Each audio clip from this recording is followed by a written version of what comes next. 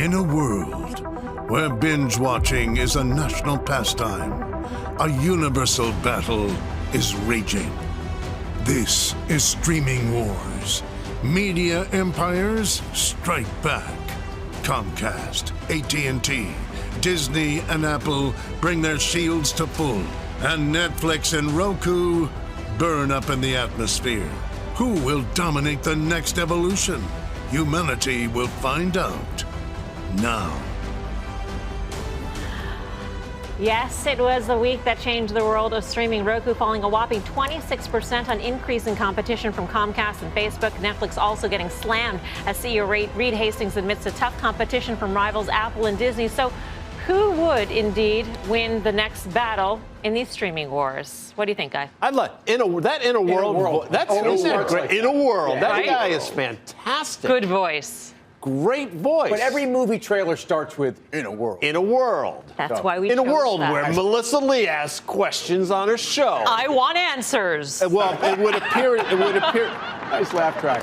Oh, laugh track. The laugh track. Really on top Look, of it would today. appear as though Disney's, in terms of the stock at least, Disney's the most poised to go higher, only because, and Tim can speak to this, the valuation. They seem to be growing into a valuation.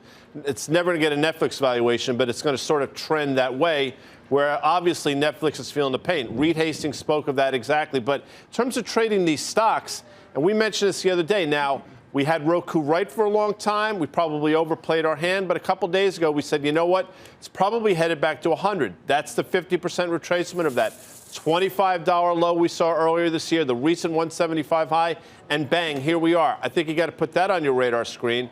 And I tell you, Netflix, 242 was the low back on December 17th. It seems to have sort of a bullseye for that.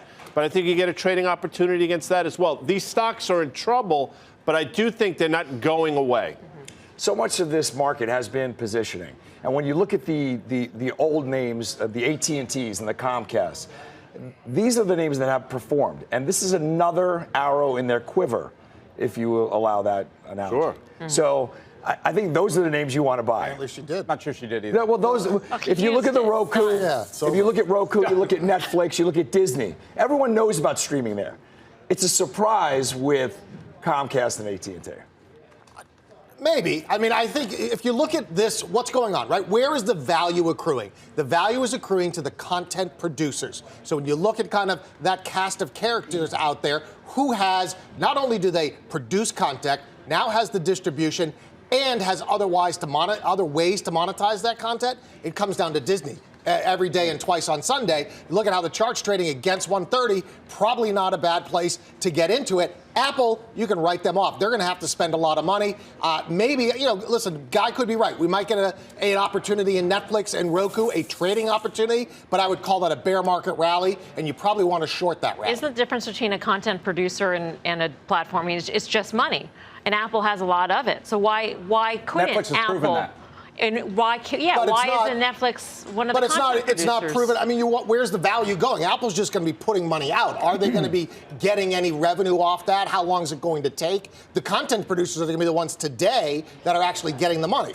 But what's interesting is, and I think this may be your point, Mel, is that the reason why Netflix has actually been as successful as they are is because they are a distribution platform, and they have the distribution, and people applaud it. People actually have both. They grew into the content, but they had distribution first. Mm-hmm. Who's got distribution first? Apple. Now, I'm not here let's talk streaming wars. I'm not here really to argue in favor of Apple. I'm here to argue against Netflix because Netflix has spent $20 billion in 2018 and 2019 so far. The problem is, as the wars heat up and the competition finally comes online that we all knew was happening, the expectations on really hockey sticking on the EPS on Netflix, 2020, they're supposed to make $6.50 a share. And that's to then trade at 65 times a share when Disney at 30 times is expensive and is doing what they always have done. So I think Netflix is the biggest problem here. I think the other ones are growing into higher valuations. Isn't it a product also of the value versus growth dilemma that we're seeing? Netflix has a bullseye on its back for a host of reasons. Right. And one of them is that value versus growth.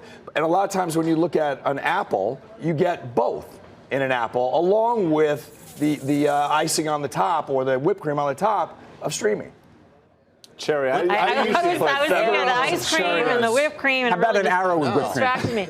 It's a good thing that Netflix put through its price increase because in this environment, you got to wonder whether or not price increases will ever come again. You've got AT&T under even more pressure to show that the Time Warner acquisition is going to work. Netflix probably did it at the time they needed to do it, sort of flow under people's radar screen. People that have it probably didn't even see it coming. Now I think people might be hypersensitive to it, so I think you make a great point. In terms of trading it, though, again, kudos to Tim. He's been on this for a while, but I do think you get a trading opportunity against 242, and it lines up really nicely when they report earnings, I believe, on or about October 16th. So BK's right. It's probably going to be a bear market bounce, and this is the first time I think you've seen the whites of Reed Hastings' eyes. The whites of his eyes. That is very dramatic, by the way. That alone is. It's like the movie trailer. In a world where Reed Hastings. You think you're traded against 242. There you go. Are we at a point now where we have to see the valuations converge between the Netflixes of the world and the Disneys of the world? Well, I think we've seen that, and I think Netflix has a long way to come down. And there's arguments that should Disney trade here. I think maybe the most interesting, the next comparison to look at is AT&T and Disney. So let's take AT&T's core business and their wireless business, and maybe even their direct TV business, and say these are low multiple businesses. But as you look at the content and you do the sum of the parts, to me, the greatest room for relative value enhancement would be at AT&T. And I know you can't value the whole business there, but look at what we're doing with Disney. Look at what we're doing with Apple. We're treating these companies like the conglomerates that they are and trying to value the pieces differently, and it gets you a higher multiple at AT&T. Yeah, I think I like Tim's argument on AT&T, but I really just think that the story here is kind of the demise of Netflix and Roku. We haven't talked a lot about. Well, we knew at some point in time. In a world where they go out of business. Exactly, where they're meteors and they flash out. But let's even talk about Roku. What does Roku do? Right? They basically, you buy the hardware to connect to the internet so you can stream. Every TV going forward is going to have that on. So a part of their business is going away. So between Roku and Netflix, they are rightly down quite a bit, and I think they probably go lower. Lights out for Roku? No, I don't think so. I mean, it's interesting. You have some analysts today. You mentioned Pivotal. They initiate with a $65 price target, which is dramatic. Yeah. But you know what? Equally dramatic are the two other analysts. I think D.A. Davidson, one with a $170 price target, and one whose name escapes me with a $185 price target. They're all wrong, probably. As it turns out, in a world where we try to handicap things, we're all wrong. They're probably all wrong. Yeah, well. My point is, you see, there are people that in the BK camp where think it's going away. There are other people that think that Roku can survive in this world. I don't know where I find myself, but I do think this $100 level is a great trading opportunity. Here's the other side of this whole argument about valuation enhancement, with the exception of Netflix and Roku in a world where they're going out of business. We have a case where, think about all the cellular companies. Think about what went on in wireless. Think about when these things start to become somewhat commoditized. I realize content is not commoditized, but the services themselves become so. And if Disney can deliver this at $12.99 on a Disney Plus starting November 12th, and Apple's coming in at $4.99, and Netflix for free, and Netflix, their premium's $15.99, but they have an $8.99 and they have a $12.99. The point is that, if anything, shouldn't they all be coming down? They should all be coming down. And therefore, shouldn't all of their multiples be under some pressure if they're all going to be competing so aggressively? Except the companies that have the deepest pockets can weather those price declines, right? Can weather that price war. Or so the question is, can a Netflix, for instance, with the cash burn it has, can it weather a price war? In debt that they've been financing their content. But I think it comes down to the ones with the lower price have the least amount of content. I think at Netflix, people are willing to pay that premium. I don't think Netflix is selling off because these other competitors are going to steal their lunch. I think they're selling off because of that value versus growth. Do you think it's only the rotation that is causing Netflix to be down 25% over the past year? I don't think it's competition. I don't think for me to say it's zero competition. No, that's ignorant. But to say that it's 100% competition, that's ignorant as well. I think it's a healthy amount of value versus growth. I think it's a healthy amount of competition. I would think that this rotation is the accelerant to the downside, right? Yes. So if this was going on absent this rotation, you probably wouldn't have as big of a decline.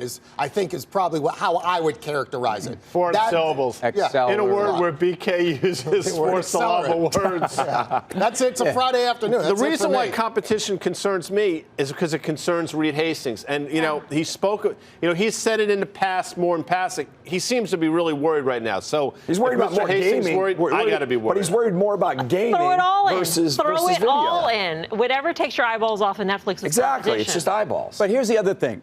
It seems like the bloom is off the rose on Netflix, maybe for the first time. And I know there's been an ability to challenge the valuation for a long time. And for a long time, I was very wrong. And I may still be wrong. But I do think you're having people truly question the business model at this point and the profitability. And at some point, you do have a structural issue. I'm not saying they're going out of business in this world. I'm saying that there's definitely going to be a dynamic here where people were giving Reed Hastings and Netflix the benefit of the doubt every time that these guys had the distribution. They were so far ahead, no one could catch up. They were international. And I think that the multiple of the stock and the following of the stock from the Wall Street and the investor community is not ever going to be the same as what it was.